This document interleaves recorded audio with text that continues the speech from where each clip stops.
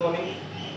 आता आज आपण आपली 12th स्टार्ट करतो. ठीक आहे, आपण लेक्चर जरी रेकॉर्ड करतोय तरी माझं लक्ष तुमच्याकडे असणार आहे, त्यामुळे टेन्शन घ्यायची गरज नाही आहे. तर आज आपल्याला पूर्णतः सगळ्यात पहिले 12th जो आपला सिलेबस आहे तो सिलेबस आपल्याला रेकॉर्ड करायचा आहे, बरोबर ना.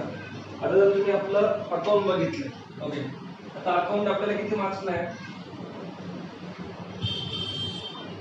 80 मार्क्स साठी आपल्याला अकाउंट आहे. आता 80 ला 100 ला आपल्याला शुअर नाही अजून, ते आपण बघू नंतर किती मार्क्स होणार आहे. पण जो मागच्या वर्षी पॅटर्न होता 80 मार्क्सचा, 80 मार्क्स तुमचं काय असणार आहे एक्झाम, आणि 20 मार्क्स तुमचे काय असते ओरल असते. त्यामध्ये तुमचं असाइनमेंट्स वगैरे पूर्णपणे असतात ते.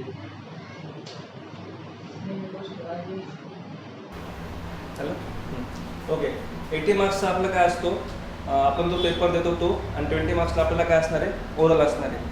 तर आपण सगळ्यात पहिले सिलेबस डिस्कस करून घेऊ. आपल्याला 12th मध्ये शिकायचं काय, एकदा आपल्याला कळलं आपण त्या अनुषंगाने पूर्ण प्रॉपर त्या गोष्टी करू शकतो. तर सिलेबस जरी चेंज झालाय तर सिलेबसमध्ये चेंज ॲज काय होतं, चेंज तुमचे 2 टॉपिक कमी झाले. नंबर 1 सिंगल एंट्री तुमचा कमी झालाय, आणि सेकंड इश्यू ऑफ डिबेंचर्स जो कंपनी अकाउंटचा पार्ट होता तो एक पार्ट तुमचा त्यांनी कॅन्सल केलाय. आणि जो तुम्हाला दिलाय बघा लास्ट पॉईंट कम्प्युटराइज अकाउंटिंग दिलाय बघा, ते तुमची पूर्णपणे थेरी असणार आहे. ते कुठे ना कुठे तुम्हाला ऑप्शनमध्ये सेटअप त्याचा होऊन जाईल. म्हणजे तो आपण चॅप्टर करूच, पण आपण बेसिकली आपलं भर कशावर असणार आहे, प्रॅक्टिकल गोष्टीवर. का बरं? कारण की प्रॅक्टिकल गोष्टी आपण क्लिअर केल्या तर आपल्याला आउट ऑफ मार्क्स घेण्याचे चान्सेस आपले वाढतात, तिकडे मार्क्स आपले काउंट होणार नाही. ओके, सो आपला फर्स्ट चॅप्टर याच्यामध्ये आहे partnership file account. Partnership final account. तर आपण एक काम करू, प्रत्येक चॅप्टरचं थोडंसं बेसिक नॉलेज पण घेऊन टाकू, जेणेकरून सिलेबस पूर्णपणे समजून जाईल आपल्याला. मग आपण त्याला स्टार्ट करू. आता पार्टनरशिप फायनल अकाउंट याबद्दल जर तुम्हाला सांगायचं ठरलं तर हे तुम्ही ऑलरेडी ऐकलेलं आहे, फायनल अकाउंट्स काय असतं ते, बरोबर ना. आता 11th जर तुम्ही प्रॉपर केली असेल त्यामध्ये काय होतं, तर पहिले आपण जनरल एंट्री पास करतो, त्याचं लेजर पोस्टिंग होते, बरोबर ना. त्याचं ट्रायल बॅलन्स बनतं, आणि ट्रायल बॅलन्सवरून आपले काय म्हणतात फिनान्शियल स्टेटमेंट, आणि फिनान्शियल स्टेटमेंट आपले काय असतात ट्रेडिंग, P&L आणि बॅलन्स शीट, बरोबर ना. आता त्यामध्ये फक्त काय होतं, त्यामध्ये होतं सोल प्रोप्रायटरशिपचं होतं. 11th जे तुम्ही बघितलं ते काय होतं, सोल प्रोप्रायटरशिप म्हणजे काय, सिंगल पर्सन आहे, सिंगल पर्सनचं तुम्ही काय केलं अकाउंटिंग केलं. आता 12th मध्ये काय सेम आहे, फाईल अकाउंट कन्सेप्ट सेम आहे, फक्त काय पार्टनरशिप फाईल अकाउंट आहे. म्हणजे याच्यात काय तुमच्या आता पार्टनर्स आले. आता महत्त्वाचा मुद्दा काय याच्यामध्ये, आता समजा याच्यामध्ये पार्टनर्स आले तर पार्टनर्स आल्यावर काय होणार आहे, खूप साऱ्या गोष्टी चेंज होतील. जसं प्रत्येक पार्टनर्स कॅपिटल घेऊन येईल, कोणी कमी आणेल, कोणी जास्त आणेल, कोणी सेम आणेल, म्हणजे त्या रेशो असेल प्रॉफिट अँड लॉस शेअर करण्याचा, बरोबर ना. त्या गोष्टी चेंज होतील, त्या आपण पूर्णपणे डीपमध्ये बघणार आहे ते कसं होतं काय होतं. त्यामध्ये परत 2-3 मेथड्स आहेत, एक कॅपिटल मेथड, एक करंट अकाउंटची मेथड आहे आपली. त्या दोन्ही मेथड आपल्याला याच्यामध्ये बघायचं आहे, बरोबर. बाकी ॲडजस्टमेंट जर तुम्ही म्हणाल, ॲडजस्टमेंट पूर्ण same.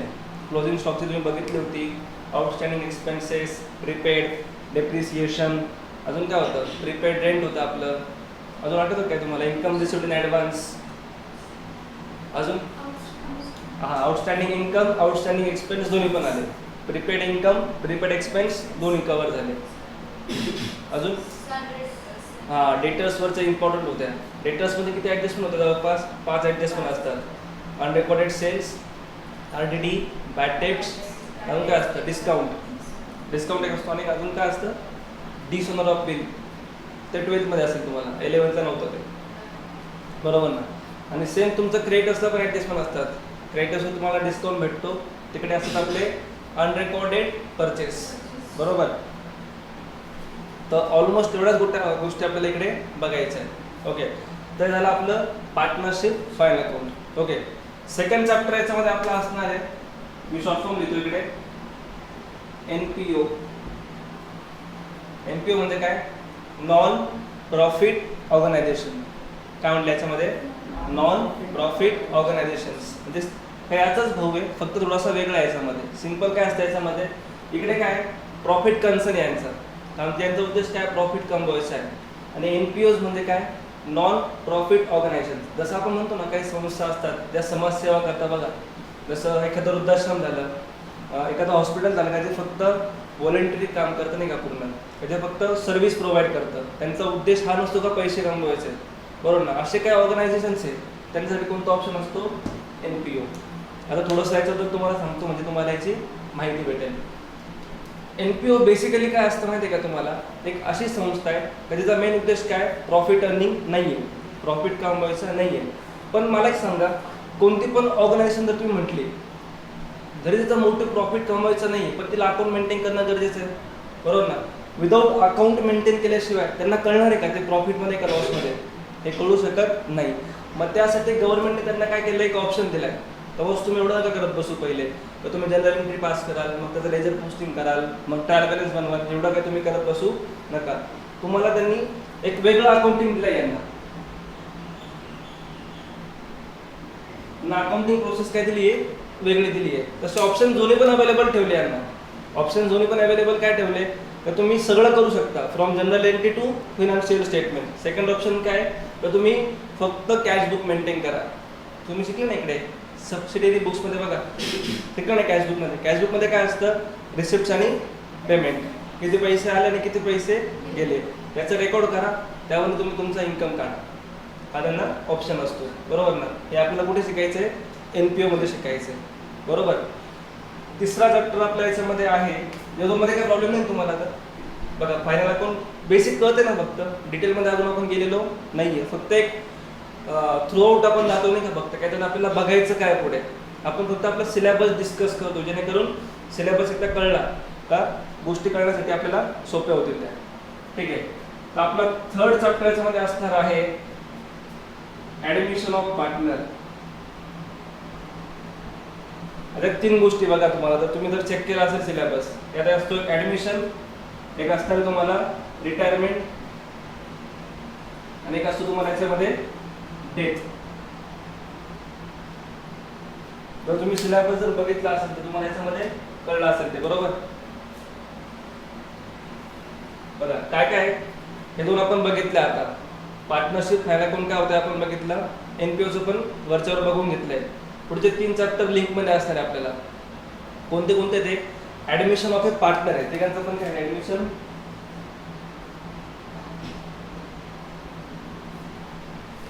Admission of partner, retirement of partner and death of A partner. 3 गोष्टी समजून घेऊ आपण आता वन बाय वन. पहिला कोणता म्हटलं तुम्हाला मी आता, ऍडमिशन ऑफ पार्टनर. मला एक सांगा फक्त तुम्ही, जर आपण पार्टनरशिप फर्म बघतोय, बरोबर ना, क्वेश्चन नीट आहे का पूर्णपणे. जर आपण पार्टनरशिप फर्म बघतोय, तर पार्टनरशिप फर्म होण्यासाठी मिनिमम किती लोकांची गरज आहे, क्वेश्चन कळला का. पार्टनरशिप फर्म बनण्यासाठी मिनिमम किती लोकांची गरज आहे, 2, बरोबर ना. कारण की आपण स्वतःची पार्टनरशिप करू शकत नाही, मिनिमम 2 लोकांची गरज आहे. सपोज आपण एक्झाम्पल घेऊ, सपोज गौरी आणि सिद्धी या दोन्ही काय होत्या, पार्टनर्स होत्या, बरोबर ना. त्यांनी यांचा बिझनेस स्टार्ट केला होता सपोज 2015 मध्ये. सपोज एक्झाम्पल घेऊ आपण, 2015 मध्ये गौरीने आणि सिद्धीने बिझनेस स्टार्ट केला, आणि 2015 पासून त्यांनी बिझनेस स्टार्ट करत आता काय झालं आपलं 2020 पर्यंत आता हे आलंय. आता त्यांना काय झालं, दोघींना पण त्यांना समजायला लागलं का आता आपला बिझनेस वाढलाय, आणि सपोज आपल्याला बिझनेस वाढवायचा आहे, तर कोणताही बिझनेस जर वाढवायचा ठरवला तर सगळ्यात पहिले काय लागतं आपल्याला, कॅपिटल. विदाउट कॅपिटल तर तुम्ही बिझनेस वाढवू शकत नाही. आणि कॅपिटल तुम्हाला कोण देऊ शकतं रे, कॅपिटल तुम्ही कुठून रेस करू शकता. जो आपण लेक्चर बघा रेकॉर्ड केलं बघा, ते कॅपिटलमध्ये बँकेतनं लोन घेऊ शकतो. आता सपोज ऑलरेडी आपण बँकेतनं लोन घेऊन ठेवलेलं आहे, या दोघीच्या पार्टनर्स होत्या, जेव्हा यांनी बिझनेस स्टार्ट केला यांनी ऑलरेडी बँकेतनं लोन घेतलंय, डिव्हेंचर्सकडनं पैसे गोळा केले, रिलेटिव्सकडनं पण पैसे आणले. आता सर्व ऑप्शन्स काय झाले त्यांचे, क्लोज झाले. आता बँकेतनं जे लोन घेतलं होतं त्यावर इंटरेस्ट पण भरायचं आहे, डिव्हेंचरचं पण इंटरेस्ट भरायचं आहे. त्यांचं झालं काय, पेमेंट जास्त करायचं आणि कम्पॅरेटिव्हली इन्कम कमी होते. त्यासाठी त्यांना कोणाची गरज आहे, पार्टनरची गरज आहे. मग ते आता सपोज अवंतिका आहे ते नेक्स्ट पार्टनर, बरोबर ना. आता अवंतिकाला गौरी आणि सिद्धी काय करताय, ॲडमिशन देत आहे त्यांच्या पार्टनरशिप फर्ममध्ये. हे आपल्याला या चॅप्टरमध्ये बघायचं आहे. यात काय काय बघायचं आहे, तर अवंतिका जेव्हा यांच्या फर्ममध्ये येईल, कोणाच्या, गौरीच्या आणि सिद्धीच्या, तेव्हा या फर्ममध्ये काय काय चेंजेस होतील. आता नवीन पार्टनर आला तर नवीन परत तुमचं अकाउंटिंग बनेल, नवीन बॅलन्स शीट बनेल, असेट्सचं आणि लायबिलिटीजचं काय होईल, रिव्हॅल्युएशन होईल. या सर्व गोष्टी बघायच्या आहेत. आणि सगळ्यात महत्त्वाची गोष्ट असते गुडविल. ऐकलंय ना, काय असतं गुडविल माहिती आहे तुम्हाला, मी एक्सप्लेन केलेलं आहे तसं तुम्हाला पूर्णपणे. आता गुडविल तुम्हाला याच्यावरनं क्लिअर होणार आहे पूर्णपणे. आता तुम्हाला कळेल नाही का, जे आपण लेक्चर्स घेतले होते ना त्याचा इम्पॉर्टन्स काय होता. आता थोडंसं सांगतो तुम्हाला याच्याबद्दल पण मी. आता गुडविल म्हणजे काय रे, आता सपोज गौरी आणि सिद्धीने बिझनेस स्टार्ट केला.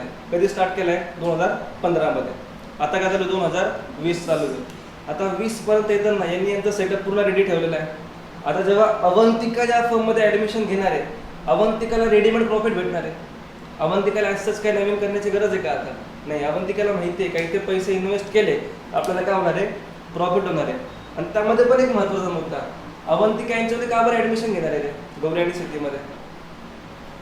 कारण त्या अवंतिकाला पण माहिती आहे ना, यांच्या फर्ममध्ये ऍडमिशन घेतली तर फायदा दिला पण होणार आहे. आता ऍडमिशन घेण्याच्या अगोदर अवंतिका सर्व चेक करेल. यांची बॅलन्स शीट काय आहे, यांना किती पैसे येणार, यांना किती पैसे द्यायचे. इन शॉर्ट ते लायबिलिटीज चेक करेल, त्या लायबिलिटीज किती आहे आणि असेट्स किती आहे, आणि कम्पॅरेटिव्हली आपण इथे पैसे कमवू शकतो का नाही, हे सर्व ॲनालिसिस करूनच अवंतिका त्यांना काय घेणार आहे, ॲडमिशन घेणार आहे. बरोबर ना? हे आपल्याला पूर्णपणे कुठे शिकायचं, आपल्या ॲडमिशन ऑफ पार्टनर्समध्ये. बरोबर नाही? तर पूर्ण तुम्हाला फक्त मी 1-2% सांगितलं आहे. त्यात खूप साऱ्या गोष्टी आपल्या अजून बघायच्या बाकी राहतील. थोडंफार कळलं तुम्हाला काय बघायचं का आपल्याला याच्यामध्ये? Very good. नेक्स्ट आपल्या याच्यामध्ये काय असतो, रिटायरमेंट ऑफ पार्टनर. बघा इकडे पार्टनर कमी नाही, पार्टनर आलाय, इकडे पार्टनर जाणार आहे. रिटायरमेंट म्हणजे काय रे, तर सपोज तुम्ही 3 पार्टनर्स होते नाही का, आता परत अवंतिका, गौरी आणि सिद्धी. आता 3 पार्टनर्समध्ये एक पार्टनरचं काय होतंय, जमत नाहीये, म्युच्युअल अंडरस्टँडिंग नाही होते, थोडंफार तुमचं भांडण वगैरे होतं तर नाही का, जमत नाही व्यवस्थित, किंवा तुमचं ठरलंय तर तुम्ही एक स्पेसिफिक पर्पजसाठी एकत्र आला होता. जसं जर एक्झाम्पल घ्यायचं ठरलं तर इंडियामध्ये बघा सिजनेबल बिझनेस खूप होतात. इन शॉर्ट बघा गणपतीचा पण एक बिझनेस आहे. गणपती काय आपण वर्षभर ठेवतो का विकायला, एक पर्टिक्युलर बिझनेस आहे आपला तो 2-3 महिने. जसं फटाकडे झाले आपले, कूलर्स वगैरे झाले, जे पण आपले सिजनेबल बिझनेस आहे त्यासाठी तुम्ही एकत्र आला होता. आता काय होतं, परत तुम्ही वेगळे होत आहे. मग त्या केसमध्ये काय होतं, रिटायरमेंट होतं. आता एक्झाम्पल तर यांचंच कंटिन्यू केलं आपण तिघींचं, त्याच्यावर तुम्हाला सांगतो मी. सपोज अवंतिका, सिद्धी आणि गौरी हे तिने इथे ॲडमिशन झालं होतं. तिघींमध्ये एकांचं काय होतंय, ती पर्टिक्युलर टाईमसाठी आली होती, तिला आता निघून जायचं, ती काय होणार आहे, आता रिटायर होणार आहे या बिझनेसमधनं. आता जी रिटायर होईल, सपोज कोण अवंतिका रिटायर होते सपोज याच्यामधनं, सपोज अवंतिका रिटायरमेंट होते याच्यामध्ये, तर अवंतिका निघताना तिचे पैसे पूर्ण घेऊन जाईल. जिने जी मेहनत केली होती तिचं पण ती काय घेऊन जाईल, गुडविल घेऊन जाईल. कळलं पूर्णपणे? मग यामध्ये पण आपण चेक करू का काय काय कंडिशन्स होतील. तिघांमध्ये करायचं सेमच आहे आपल्याला, फक्त इकडे पैसे येणार आहे, इकडे पैसे आपल्याला द्यायचे. हे कळलं पूर्णपणे? हे आपण शिकणार आहे रिटायरमेंट ऑफ पार्टनर्समध्ये. तिसरा याच्यामध्ये आहे डेथ ऑफ ए पार्टनर. इकडे आला, इकडे गेला, इकडे कायमस्वरूपी गेला, इकडे आता. आता इकडे तो माणूस जिवंत राहणार आहे का आपला, जो पण पार्टनर नाही तो गेला, मग त्याच्या केसमध्ये आता तिघी पण जिवंत राहो, त्यामध्ये काय प्रॉब्लेम नाही आहे. सपोज XYZ जो असेल तो गेला आणि मग त्याचा जो नॉमिनी असेल, त्याने कोणाला त्याचं नॉमिनी केलं असेल, तर त्या नॉमिनी त्याचे काय भेटतील, पैसे भेटतील. हे आपण बघू डेथ ऑफ ए पार्टनर्समध्ये. बरोबर ना? हे पूर्णपणे लिंक एकमेकांना. हे जे 3 चॅप्टर्स आहेत यामध्ये 2-3 गोष्टी सिंपल म्हणजे प्रत्येक याच्यात करायचं आपल्याला. असेटचं रिव्हॅल्युएशन, गुडविलचं कॅल्क्युलेशन्स, नंतर ते न्यू रेशो काढायचा, ओल्ड रेशो काढायचा, हे सर्व आपल्याला याच्यामध्ये करायचं आहे. मेन गोष्ट काय होती फक्त, इकडे पार्टनर्स आल्यावर पैसे भेटणार आहे आणि गुडविलचे पण पैसे भेटणार आहे. म्हणजे इकडे कॅपिटल पण भेटलं, गुडविल पण भेटलं. इकडे काय रिटायरमेंटला पार्टनर जाणार आहे तर आपल्याला पैसे द्यायचे गुडविलचे, आणि डेटपर्यंत तो कायमस्वरूपी जाणार आहे. मग जो पण त्याचा शेअर असेल आतापर्यंत तो त्याच्या नॉमिनी द्यावा लागेल फक्त. त्याचा नॉमिनी जो असेल तो, सपोज त्याची वाईफ असेल किंवा त्याचे आई वडील असतील, भाऊ असेल, जो पण XYZ असेल तर आपल्याला त्याचा शेअर द्यावा लागेल. बरोबर? हे झालं आतापर्यंत आपले 5 चॅप्टर्स. आता पुढचा याच्यामध्ये एक इम्पॉर्टंट चॅप्टर आहे आपला नंबर 6, जो माझा आवडता चॅप्टर आहे याच्यामधला, बिल ऑफ एक्सचेंज. नाव तुम्ही ऐकलं असेल का नाही, बिल ऑफ एक्सचेंज. आता हा जो चॅप्टर आहे ना बिल ऑफ एक्सचेंज, हा चॅप्टर 12वी मध्ये खूप मुलांना आवडला तो. का बरं? कारण की याच्यात काय पूर्णपणे जनरल एंट्रीज. मुलं खूप घाबरतात नाही घ्यायला का, जनरल एंट्री म्हटलं मुलांचं लगेच असं होतं का आता माझं काय होईल नाही का, आता इंग्लिश पास करायचं आहे, परत तिचं लेजर करायचं आहे, मुलांना ते लवकर जमत नाही. पण याच्याकडे माझी खूप चांगली ट्रिक आहे. त्या ट्रिकवरनं आपण विदाऊट एनी एंट्री पार्ट करता सर्व गोष्टी सॉल्व्ह करू शकतो. आता बिल ऑफ एक्सचेंज असतं काय हे पहिले समजून घ्या तुम्ही. चला थोडंसं तुम्हाला याची स्टोरी सांगतो म्हणजे तुम्हाला इंटरेस्ट येईल कसं करण्यासाठी. रस्ता आले मला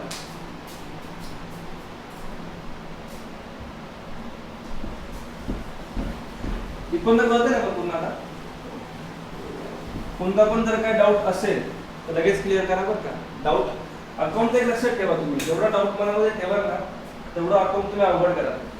कारण की अकाउंटचं कसं आहे आपलं, जोपर्यंत ती कन्सेप्ट कळत नाही पुढची कन्सेप्ट तुम्हाला काय करेल ती कन्फ्यूज करेल. ही कन्सेप्ट कळली तर पुढची कन्सेप्ट कळण्यासाठी तुम्हाला काय होणार आहे, इझी होणार आहे. ओके, सो आपण तो मेन चॅप्टर बघणार आहे पुढे, बिल ऑफ एक्सचेंज. त्याबद्दल तुम्हाला थोडं सांगतो मी. आता काय असतं बघा, आता हे आपण अकाउंटिंग कोणाचं करतोय, आपल्या बिझनेसचं करतो. कारण की आपण जे पण बघतोय ते आपण कोणाच्या रिलेटेड बघतोय, आपल्या बिझनेसच्या रिलेटेड बघतोय. ते आपण प्रायव्हेट गोष्टी करतच नाही आपण प्रायव्हेट. त्याला आपण काय म्हणतो, ड्रॉइंग्स वगैरे म्हणतो नाही का पूर्णपणे. प्रायव्हेट गोष्टींच्या इकडे काय आपलं घेणं देणं नसतं.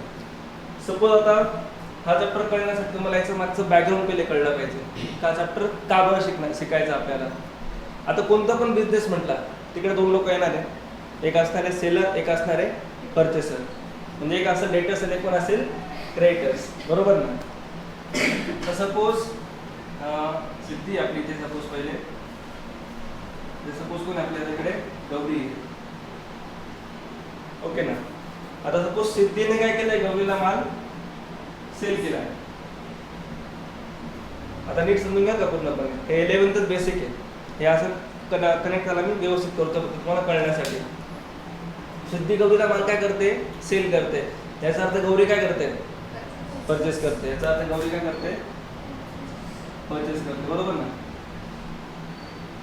आता आपण असं समजू, in the books of Siddhi, in the books of Gauri, दोनों आपल्याला काय करायचं आहे, एंट्रीज पास करायचं. बघू आपल्याला एंट्रीज पास करता येतात चेक करू नये का आपण त्या, बरोबर. आता सपोज सिद्धीने गौरीला माल सेल केलाय ऑन क्रेडिट, ओके ना. सिद्धीने गौरीला माल सेल केलाय ऑन क्रेडिट केलाय, तर सिद्धी काय एंट्री पास करेल, सेल केलाय सेल ना.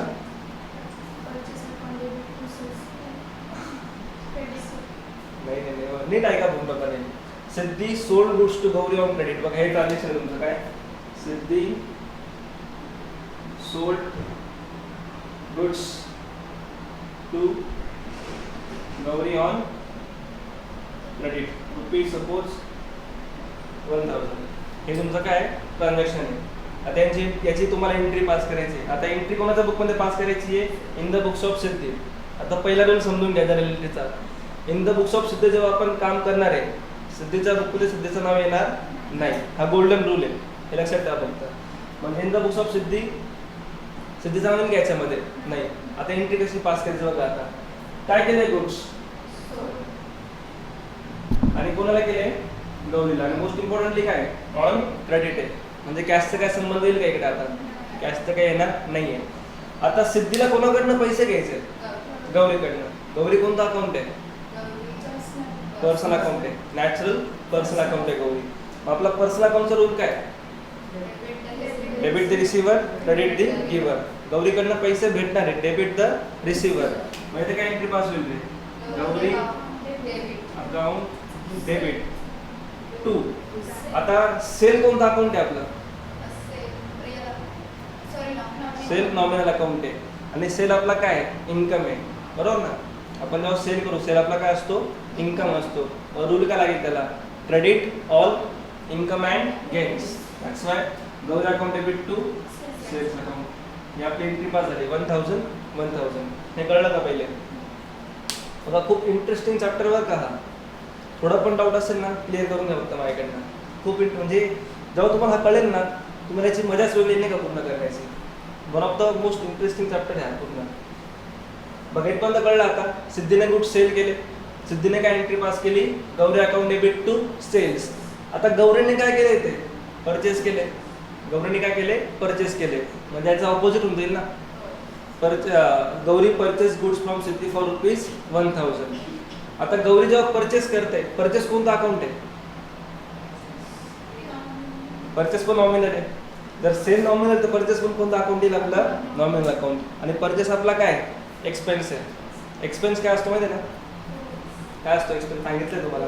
जर तुम्ही लेक्चर्स बघितले असतील तर काय असतो एक्सपेन्स सांगा तुम्हाला. हजर काय असतो एक्सपेन्स? तुला रेकॉर्ड करताना तुम्ही हजर होता नाही काही. हा एक्सपेन्स काय असतो? एक्सपेन्स एक सिंपल वर्ड तिकडे वापरत आहोत आम्ही. हा पण काय कोणता खर्च? Very good. दोन्ही लेक्चर्स बघितलेले आहे बरोबर. काय प्रॉफिट कमवण्यासाठी केलेला खर्च आहे. आता आपण परचेस का बरं करतो? कारण की ते पुढे आपल्याला काय करायचे? सेल करायचे. त्याच्यात आपल्याला काय कमवायचं आहे? प्रॉफिट कमवायचं आहे. Very good. इकडे काय आलं आपल्या इकडे बघा मग. आता गौरी मॅडम काय एंट्री पास करते इकडे?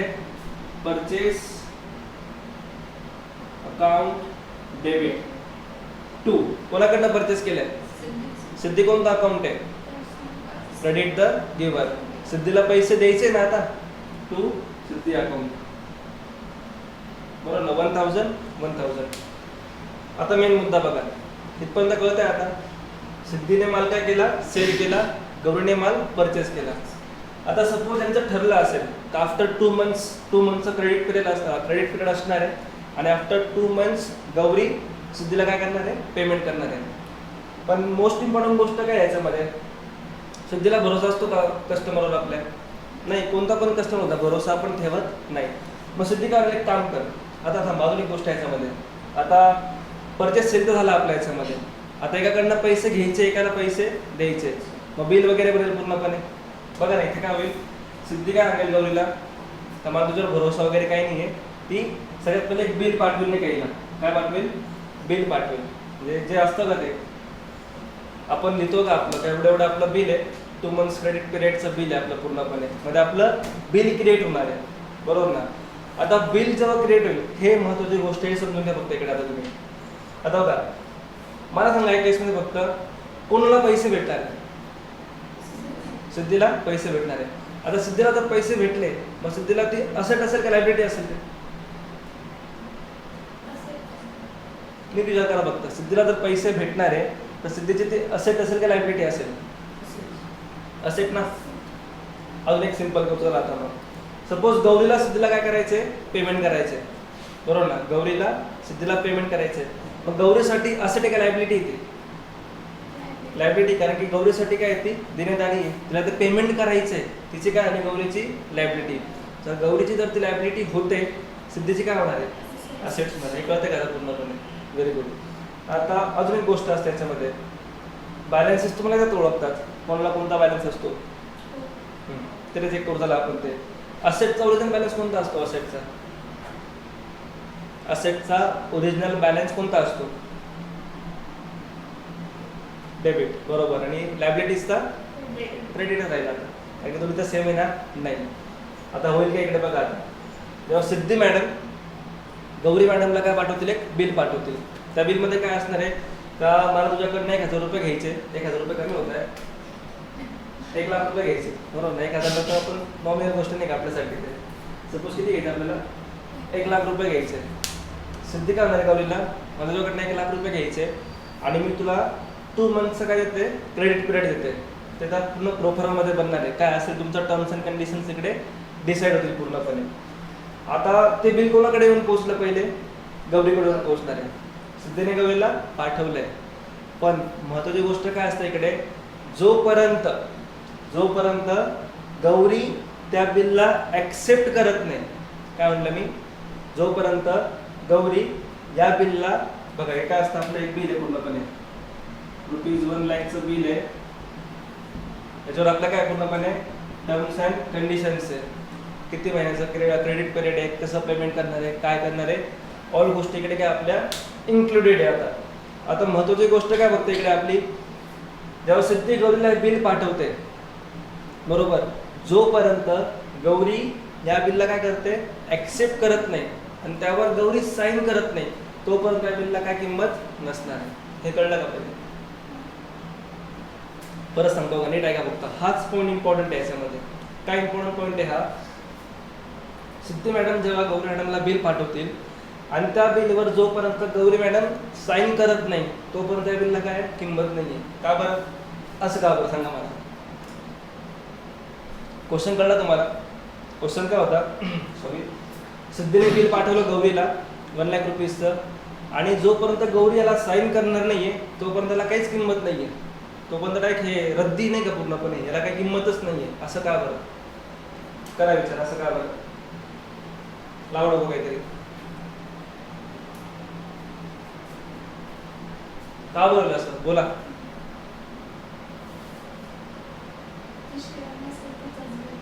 काय काय नाही नाही, खूप सिंपल आहे. आन्सर तुमच्या डोळ्यासमोर आहे, फक्त बघता येत नाही तुम्हाला, नाही का? क्वेश्चन कळला का? क्वेश्चन काय होता, सिद्धी जेव्हा गौरीला बिल पाठवते जोपर्यंत गौरी या बिलवर साईन करत नाही तोपर्यंत त्याला किंमत नसणार आहे. असं का बरं? ते तर ऑलरेडी झालंय परचेस आहे तुमचं. हे तर फक्त आता फॉर्मॅलिटीज करता नाही का बिलची. सिंपल आन्सर आहे. काय? कारण की पेमेंट ऑलमोस्ट अल्टिमेटली पेमेंट करायचं कोणाला आहे? जोपर्यंत गौरी त्याची लायबिलिटी ऍक्सेप्ट करत नाही तोपर्यंत त्याला किंमत असणार आहे का?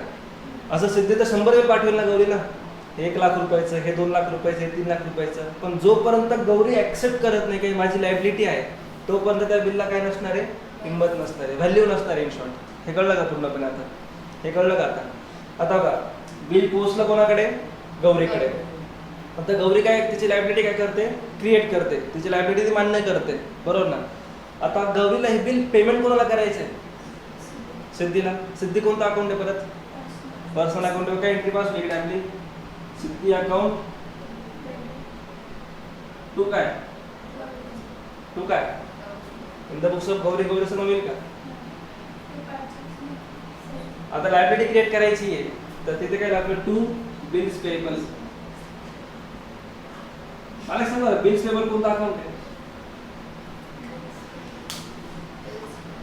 बिल्स पेबल कोणता अकाउंट आहे? आता आपली इन्कम होऊन जाईल इकडे मध्ये. तर नॉमिनल अकाउंट म्हटलं आपण. नॉमिनलचं रूल काय आपला? Credit on income and gains. मग त्या केसमध्ये गौरीची तर इन्कम होऊन जाईल बिल्स पेबल, पण तिथं लायबिलिटी आहे गौरीची. क्रेडिट वॉट गोज आउट हे चाललं थोडी येतं आपल्याकडे. पर्सनल अकाउंट आहे. कोणता अकाउंट आहे? मला एक सांगा ना, बिल कोण पे करणार आहे? गौरी. कोणता अकाउंट आहे? कोणता अकाउंट झालं ते लक्षात ठेवा. बिल्स रिसिवेबल आणि बिल्स पेबल हे दोन्ही पण कोणता अकाउंट आहे? पर्सनल अकाउंट आहे. हे लक्षात ठेवा पूर्णपणे. कारण की बिल्स रिसिवेबल भेटणार पण एक व्यक्तीलाच आहे, देणार पण एक व्यक्तीच आहे. म्हणजे एक पर्सनल अकाउंट आहे पूर्णपणे ते. जसं डेटर्स क्रेडिटर्स पर्सनल आहे तसंच बिल्स रिसिवेबल बिल्स पेबल. एक समजून घे पूर्णपणे फॅमिली नाही काही.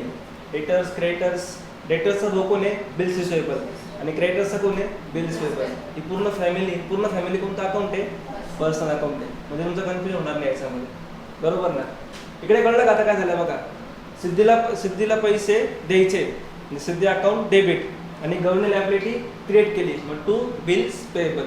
आता इन द बुक्स ऑफ सिद्धीला पैसे भेटणार आहे, हे तर कळतंय का? सिद्धीला पैसे भेटणार आहे. मग सिद्धीचे काय ते? असेट. सिद्धीची असेट म्हणजे काय होईल? Bills receivable account debit to कोणाकडनं भेटणार आहे पैसे? कोणाकडनं भेटणार आहे? टू गौरी. हेच पूर्ण आपल्याला कुठे करायचंय? बिल ऑफ एक्सचेंज मध्ये. यामध्ये काय होणार? फक्त पुढे माहिती आहे का? बिल तुमचं एंडोर्स होईल, डिस्काउंट होईल, कलेक्शन होईल, ऑनर होईल, डिसऑनर होईल. बस ह्याच्यावरती काही होणार नाही. कळलं पूर्णपणे? आणि ह्याच एंट्रीज फक्त फिरवायच्या आपल्याला. म्हणजे आपण जेव्हा हा चॅप्टर करू ना, आपला पूर्णपणे बोर्ड भरणार आहे. इथे जवळपास आपल्या इथे 5-6 कस्टमर्स होतील नाही का? म्हणजे सपोज पहिले सिद्धी आहे, मग गौरी येईल, मग अवंतिका येईल, मग ऋग्वेद येईल, मग चैतन, मग जे असेल पुढचे पूर्णपणे येतील नाही का? पूर्णपणे असं आपण ते बिल एंडोर्स करू, कलेक्शनला पाठवू, डिस्काउंट करू, ऑनर करू, डिसऑनर करू, परत नवीन बिल बनेल, परत रिन्यू होईल याच्यामध्ये. पण ते करताना काय होईल?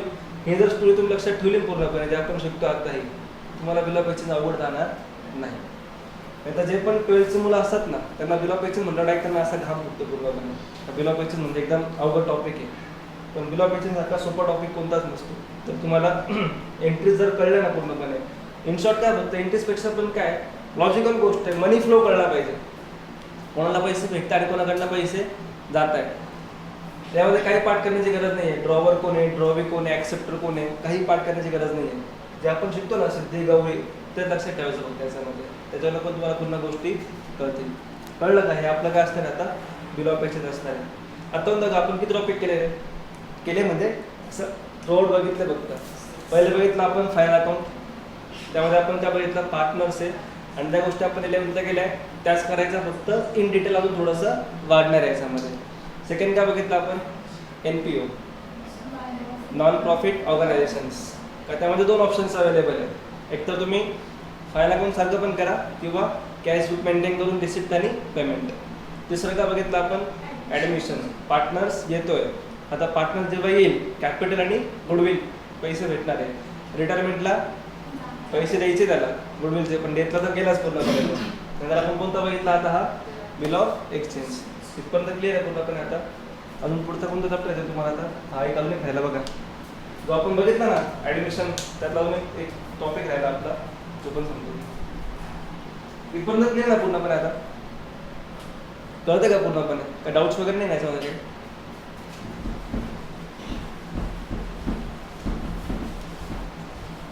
आपण सिलेबस का बरं डिस्कस करतोय, कारण की आपल्याला कळलं पाहिजे आपल्याला करायचं काय.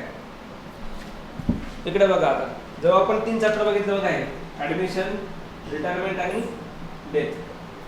याचा अजून एक कनेक्टेड चॅप्टर आहे जो आहे तुमचा डिसॉल्युशन. बरोबर, इकडे चेक करा फक्त. आता बघा ॲडमिशनला काय होतं, पार्टनर्स येतोय, रिटायरमेंटला जाणार आहे, डेथला गेलाय. आता डिझोल्युशन काय असतं हे समजून घ्या फक्त. डिझोल्युशन म्हणजे काय, तर तुमचं जे पार्टनरशिप फर्म आहे, इथं आपण कंपनी बघत नाही, आपण काय होतोय पार्टनरचं फर्म बघतोय. ही तुमची पार्टनरशिप फर्म ही काय होते, डिझॉल्व होते. डिझॉल्व म्हणजे काय, बंद होते ते आता, बरोबर ना. आता बंद का बरोबर रे, आता कोणती पण एक विचार करा तुम्ही, सपोज सिद्धी आणि गौरी, आपलं एक्झाम्पलच कंटिन्यू करू नाही का आपण. S&G ही काय होती आपली पार्टनरशिप फर्म होती. यांनी खूप चांगला बिझनेस केला, 10-15 वर्ष यांनी मस्तपैकी एकदम मस्त छान बिझनेस केला, प्रॉफिट्स वगैरे कमवला होता. आता एक पार्टनरशिप अचानक बंद होते, काय रिझन असतील बंद होण्याचे, विचार करा तुम्ही फक्त. हां, हेवी लॉसेस, बरोबर. सपोज मागच्या 2-3 वर्षापासून काय होता, फक्त हेवी लॉसेस होता ते, आणि त्याच्यामध्ये रेव्हेन्यू काय होत नाहीये, तरी पण आपण फर्म बंद करतो. अजून काय रिझन असेल अजून, काय काय होऊ शकतं. मिसअंडरस्टँडिंग वगैरे आपण म्हणू, मिसमॅनेजमेंट म्हणून होतं नाही का त्यांचं, एकमेकांचं लक्ष नसेल नाही का प्रॉपर बिझनेसवर, त्यामुळे पण त्यांचं पार्टनरशिप फर्म बंद होऊ शकते. अजून काय रिझन असतील, जेवढं बोलाल तेवढं कळेल बरं का. आणि काय असं टेन्शन नाही घ्यायचं, चुकीचं बोललं तरी काय प्रॉब्लेम नाही आहे, कारण की जेवढं तुम्ही बोलायची प्रॅक्टिस कराल ना तेवढं तुम्हाला अकाउंट कळणार आहे. तेवढं शांत बसाल तेवढं अवघड होऊन जाईल ते. का होणार काय जास्त होऊन, फक्त चुकणार आहे, त्याच्यावरती काय होणार आहे का, नाही. बघा ना काय काय गोष्टी काय असतात, सपोज काय गव्हर्नमेंट रेग्युलेशन आलं, सपोज त्यांचा बिझनेस कोणता असेल माहिती आहे का, त्याचं प्रोहिबिशन कोणतं असतं आपलं, अल्कोहोल घेऊन का, सपोज अल्कोहोलची फॅक्टरी वगैरे असेल काहीतरी, आणि अचानक एक GR पास झाला असेल, त्यात काय अल्कोहोलला डायरेक्ट पूर्णपणे काय केले, बॅन केले. त्यामुळे पण यांचा बिझनेस काय होऊ शकतो, बंद होऊ शकतो. त्यांना यांचं जे पण शॉप वगैरे जे पण त्यांचं सेटअप आहे पूर्णपणे डिझॉल्व करावं लागेल, बरोबर. दुसरा गोष्ट काय असतो, जे तुम्ही सांगितलं मला, म्युच्युअल अंडरस्टँडिंग नाही आहे, हेवी लॉसेस आहे, किंवा त्यांची म्युच्युअल अंडरस्टँडिंग आहे का आम्हाला एवढंच वर्ष फक्त बरोबर राहायचं होतं, आता आम्हाला काय व्हायचं, वेगळं व्हायचं. याचं बेस्ट एक्झाम्पल बघा, तुम्ही कंपनी ऐकली असेल बघा, हिरो होंडा ऐकली ना. आता फक्त काय हिरो आहे बघा, होंडा वेगळी, त्यांचं ठरलं होतं का आपल्याला फक्त एवढं स्पेसिफिक टाईमसाठी एकत्र राहायचं होतं, आणि आता काय हिरो वेगळी झाली आणि होंडा वेगळी आली. दोघांमध्ये काय लॉसेस झाले का, नाही. त्यांचं म्युच्युअल अंडरस्टँडिंग होती ती, आता आम्हाला या पर्टिक्युलर पिरियड नंतर काय व्हायचं, वेगळं व्हायचं. त्याला आपण काय म्हणतो, डिझोल्युशन. पण ती कंपनी होती त्याला आपण म्हणतो वाइंडिंग अप, आणि पार्टनरशिपचं काय होतं, डिझोल्युशन, बरोबर. तर डिझोल्युशनमध्ये काय काय होतं, आता याचं अकाउंटिंग कसं करायचं. आता कोणता पण बिझनेस जेव्हा बंद होतो, आता बिझनेसचा थोडासा विचार करा नाही का पूर्णपणे. समजा यांची पार्टनरशिप फर्म आहे सिद्धी आणि गौरीची. आता यांची पार्टनरशिपमध्ये काय काय असणार आहे, खूप साऱ्या गोष्टी असणार आहे. यांच्या काही असेट्स असतील, बरोबर ना, काही लायबिलिटीज असतील, अजून यांच्याकडनं काय परचेस केला असेल, सेल केला असेल, खूप साऱ्या गोष्टी यांच्या असतील. आता बिझनेस जेव्हा बंद होईल, आता हे जे मेंबर्स बघा, आता लायबिलिटीमध्ये काय काय असतं आपल्या, बायफर्गेशन केलं तर कॅपिटल असतो फिक्स लायबिलिटीमध्ये, आणि एक तुमची कोणती असते, थर्ड पार्टी लायबिलिटी, ज्याला आपण करंट लायबिलिटी पण म्हणू शकतो, बरोबर. तसं आपले कोण आहे, क्रेडिटर्स आहे, नंतर आपले वर्कर्सचं पेमेंट आउटस्टँडिंग असतं बघा आपलं, ते पण आपली काय लायबिलिटी आहे. बँक लोन आहे, नंतर इंटरेस्ट ऑन बँक लोन आहे, डिबेंचर्स आहे, अजून बिल्स पेबल्स आहे, खूप साऱ्या गोष्टी आहे आपल्या या. आता जेव्हा आपला बिझनेस बंद होईल, सगळ्यात मोठा फटका कोणाला बसणार आहे? या लोकांना. कारण की या लोकांना आपल्याकडनं पैसे घ्यायचं काय अजून बाकी ना, म्हणजे क्रेडिटर्सला अजून आपलं पेमेंट करायचं बाकी होतं, बिल्स पेबल करायचे बाकी होते, आपले जे वर्कर्स आहेत त्यांना पण अजून आपल्याला पेमेंट करायचं बाकी होतं. तर अशा केसमध्ये काय प्रॉब्लेम नको व्हायला, त्यासाठी गव्हर्नमेंट स्पेसिफिकली इकडे काय करते, लक्ष देते पूर्णपणे, काय यांचा नको लॉस व्हायला कोणाचा. आता ठीक आहे, कॅपिटलचं तुमची कोणती लायबिलिटी आहे? इंटरनल लायबिलिटी आहे, तुमचेच पैसे तुम्हाला परत भेटणार आहे नंतर ते जेव्हा तुमचा बिझनेस बंद होईल तेव्हा. पण हे जे मेंबर्स आहे, क्रेडिटर्स झाले, बिल्स पेबल झाले, नंतर आपले आउटस्टँडिंग एक्सपेन्सेस झाले, त्यांना पेमेंट करायचं बाकी आहे आपलं, मग त्या केसमध्ये त्याचं अकाउंटिंग होतं. आता डिझल होताना काय होणार आहे, मोस्ट ऑफ द रिझन काय असतं डिझल होण्याचं? Heavy losses. लॉसेस खूप जास्त होतात ते, त्यामुळे तुम्ही बिझनेस काय करताय, बंद करताय. मग अशा वेळेस तुम्हाला काम काय करायचं असतं, तुमचं पहिले असेट जे असतात ते काय करायचं, तुम्हाला मार्केटमध्ये सेल करावं लागतात पूर्णपणे. तुम्ही असेट काय करता, इकडे सेल करतात, आणि असेट सेल करून जे पैसे तुम्हाला भेटणार आहे त्या पैशातनं सगळ्यात पहिले तुम्ही काय पे करता, तुमच्या third party liabilities. Third party liabilities म्हणजे काय? Creditors, bills payable, outstanding expenses, bank loan, government dues पण असतात बघा, गव्हर्नमेंट ड्यूज. आता गव्हर्नमेंट ड्यूज म्हणजे काय? टॅक्सेस, टॅक्स आणि GST हे पण तुमचं पे करायचं बाकी ना, आणि गव्हर्नमेंट तुम्हाला पैसे सोडणार नाही, मग ते पण तुम्हाला पेमेंट करायचं बाकी असतं. हे आपल्याला कुठे शिकायचं पूर्णपणे? रिझर्वेशन ऑफ पार्टनरशिप फर्ममध्ये. म्हणजे जर तुम्ही तर लिंक लावली पूर्णपणे, इथे ॲडमिशन झाली, पार्टनर आला, इथे गेला, इथे कायमस्वरूपी गेले, तुमची फर्म काय आली पूर्णपणे आता बंद झाली. ही पूर्णपणे लिंकमध्ये आपल्याला शिकायचं आहे पूर्णपणे, कळलं आता? आणि एक लास्ट चॅप्टर आपण फक्त बाकी बघायचा, 2 चॅप्टर्स आहेत अजून. एक होता आपला इश्यू ऑफ शेअर्स आहे,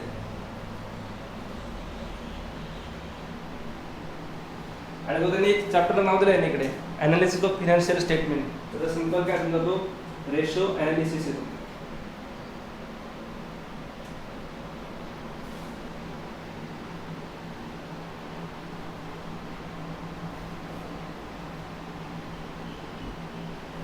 आता एक इश्यू ऑफ शेअर्स म्हणजे काय आहे, आता कंपनी अकाउंटचा टॉपिक झाला, तुम्हाला बेसिक लेवलला आहे, पण आता कंपनीसाठी झालं तर तुम्हाला बेसिक जरी म्हटलं, ठीक आहे सांगतो बेसिक काय असतं याचं. आता company issue of shares, shares तुम्ही शिकले बघा मागच्या CSP मध्ये, त्यांचं SP होतं. शेअर्स काय असेल ना माहिती असेल, शेअर काय असतं, एक पार्ट असतो आपला, कधी कंपनी मार्केटमध्ये विकून त्याच्याकडनं कॅपिटल रेस करते, बरोबर ना, कॅपिटल काय करते, इकडे रेस करते. आता issue of shares, company issue of shares का बरं करते? कंपनीला नीड कशाची असते, इकडे कॅपिटलची असते. कारण इकडे काय असतं माहिती आहे का, इकडे बघा 2-3 गोष्टी इम्पॉर्टंट आहे हा चॅप्टर करण्यासाठी तुम्हाला.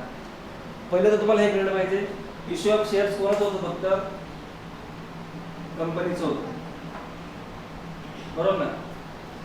कारण की शेअर्स फक्त कोणाचे असतात, कंपनीचे असतात. कोणत्याही पार्टनरशिप फर्म किंवा सोल प्रोप्रायटरशिपचे शेअर्स नसतात. पण according to companies act single पर्सनची पण आता कंपनी होऊ शकते.